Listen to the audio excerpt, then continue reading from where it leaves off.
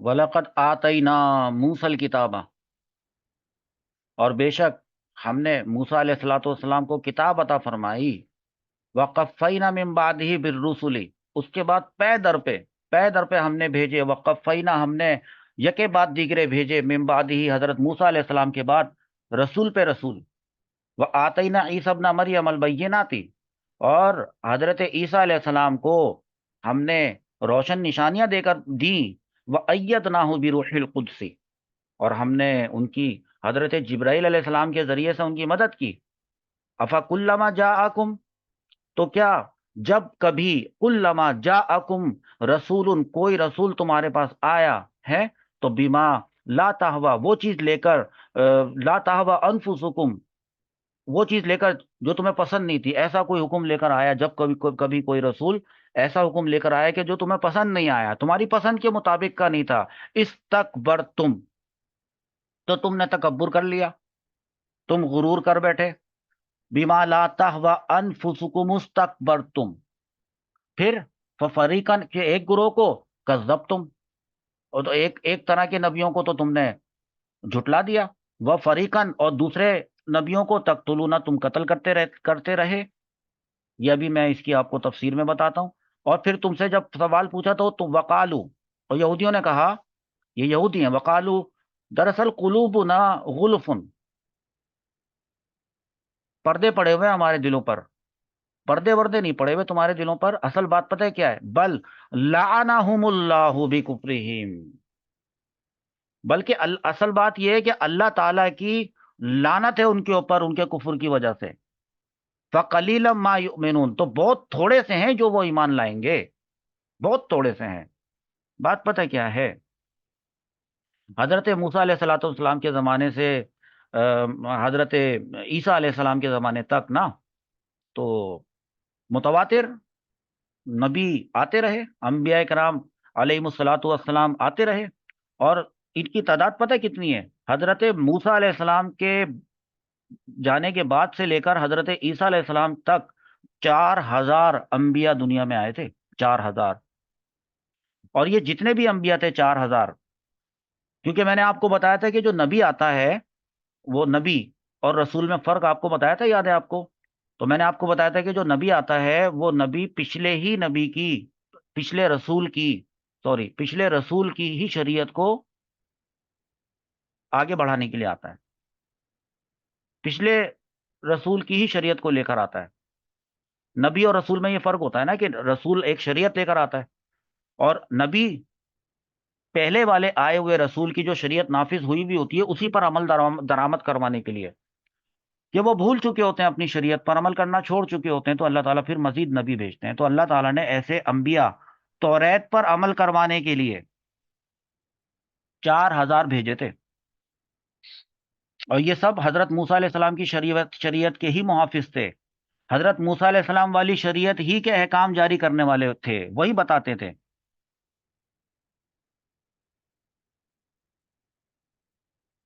سمجھ میں آ رہی ہے بات آپ لوگوں کو؟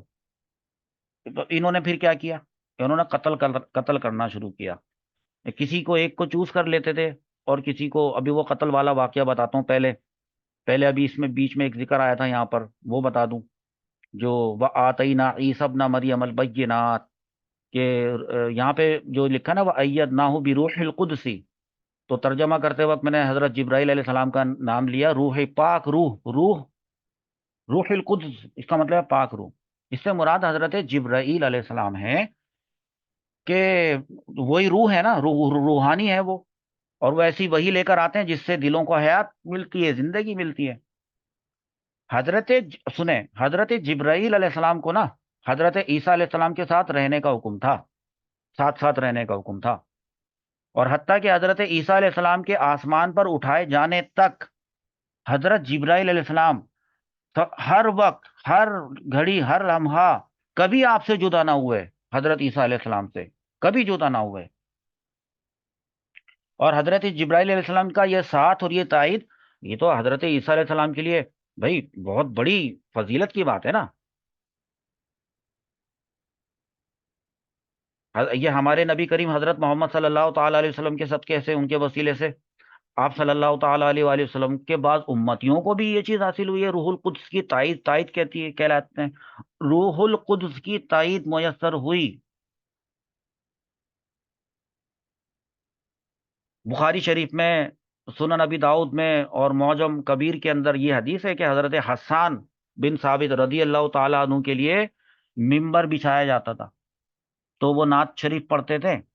جی، اور حضور اکرم صلی اللہ تعالیٰ علیہ وآلہ وسلم جب نعت سنتے تھے اپنی، حضرت حسان بن ثابت رضی اللہ تعالیٰ عنہ کی زبان مبارک سے جب وہ نعت سنتے تھے تو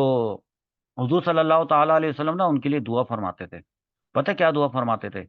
اللہم ایدہ بروح القدسی، اللہم اے اللہ ایدہ، اس حسان کی مدد فرما بروح القدسی، حضرت جبرائیل علیہ السلام کے ذریعے سے، اے اللہ روح القدس کے ذریعے سے حسان کی مدد فرما۔ صحیح بخاری شریف کی حدیث ہے۔ تو اس سے ایک یہ بھی بات پتہ، دیکھیں لوگ جو ہے نا لفظوں میں غیر اللہ سے مدد مانگنا شرک، اور یہ غیر اللہ مدد نہیں کرتے۔ حضرت جبرائیل علیہ السلام اللہ تعالیٰ ہیں؟ بتائیں، حضرت جبرائیل علیہ السلام کوئی اللہ ہیں کیا؟ کوئی خدا ہیں؟ وہ تو ایک فرشتے ہیں۔ تو فرشتے نے حضرت عیسیٰ علیہ السلام کی مدد کی، اور حضور صلی اللہ تعالیٰ علیہ وآلہ وسلم یہ دعا فرمانے ہیں کہ اے اللہ تعالیٰ حضرت جبرائیل علیہ السلام کے ذریعے سے ان کی، حضرت حسان رضی اللہ عنہ کی بھی مدد فرما۔ تو جب اللہ تعالیٰ نے حضرت عیسیٰ علیہ السلام کی مدد حضرت جبرائیل علیہ السلام کے ذریعے فرمائی ہے، جب حضرت جبرائیل علیہ السلام فرشتے، فرشتوں کے سردار، وہ مدد کر سکتے ہیں، تو جو نبیوں کے سردار ہیں، جو حضور نبی کریم صلی اللہ تعالیٰ علیہ وسلم کو اللہ تعالیٰ نے جو مقام اور منصب عطا فرمایا ہے،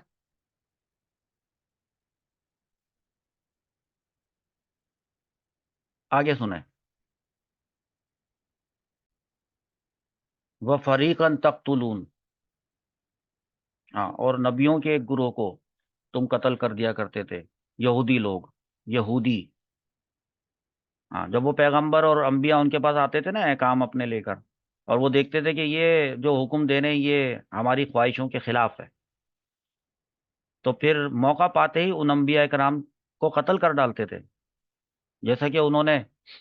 یہودیوں نے حضرت زکریا علیہ السلام، حضرت، اب نام سنیں آپ، حضرت زکریا علیہ السلام، حضرت یحییٰ علیہ السلام، اور ان کے علاوہ بہت سے انبیاء کرام کو شہید کیا،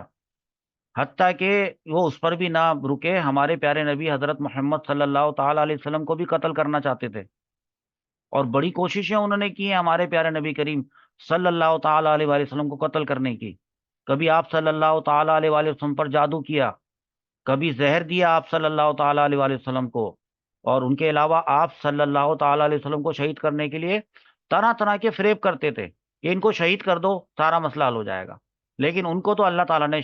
یہ شہید نہ ہونے دیا، اور الحمدللہ رب العالمین یہودیوں کی ہر قسم کی سازش اس کو کچل کے رکھ دیا گیا۔ آیت سے یہ بھی پتہ چل رہا ہے، آپ نے غور کیا ہوگا، کہ اللہ تعالیٰ کے احکامات پر اپنی خواہشات کو ترجیح دینا، یہ کس کا کام ہے؟ کس کا مزاج ہے؟ یہودیوں کا۔ یہ یہودیوں کا طریقہ ہے۔ طلاق کے معاملے میں نہیں ہوتا، آ کر سامنے بیٹھ کر میاں بیوی گھر والے، اور سامنے بیٹھ کر، ٹیبل پر سامنے بیٹھ کر اقرار کر لیا کہ ہاں اس نے 3 طلاقیں دی تھی۔ مولانا صاحب غلطی ہو گئی، اب کوئی حل نکالیں، اور کیا حل نکالیں؟ کیا حل نکالیں؟ اچھا، آئے بھی تھے 1 سال بعد، یعنی 1 سال پرانا واقعہ بتا رہے تھے کہ پھر وہ میاں بیوی بھی ساتھ ہی رہ رہے تھے، وہ ساتھ رہ رہے تھے، اور آئے تھے، پھر پتہ نہیں کوئی ہوا ہوگا کوئی نہ کوئی مسئلہ، تو آ گیا پورا ٹبر سامنے آ کر بیٹھ گیا کہ مولانا صاحب اب بتائیں گے۔ اس سے جب اچھی طرح کراس کوشچن کیے اور سارے ایویڈنسز جمع کیے تو وہ تو 3 طلاقیں دے بیٹھا تھا۔ تو جب ہمارے مفتی صاحب نے، مفتیان کرام نے، دارالافتاء نے فتویٰ دیا کہ بھئی یہ طلاق ہو گئی ہے اور آپ 1 سال سے کیسے ایک ساتھ رہ رہے ہیں، اور لڑکی وہ چلی گئی اپنے گھر، وہ لے گئے اس کو، تو بعد میں یہ کہہ رہا ہے، اور وہ بھی کہہ رہے ہیں نہیں ایسے نہیں ہوتا، وہ اصل میں ایسا ہے کہ 3 طلاقیں اس طرح سے نہیں ہوتی ہیں۔ اور بھئی اگر اگر آپ کو زیادہ پتہ ہے کہ 3 طلاقیں اس طرح سے نہیں ہوتی ہیں، 6 میٹنگز آپ نے برباد کی، کاغذات کی ادھر سے ادھر ادھر سے ادھر، آپ نے بار بار موبائل پہ فون بار بار تنگ کرنا، ایک بات رہ گئی تھی وہ بات رہ گئی تھی،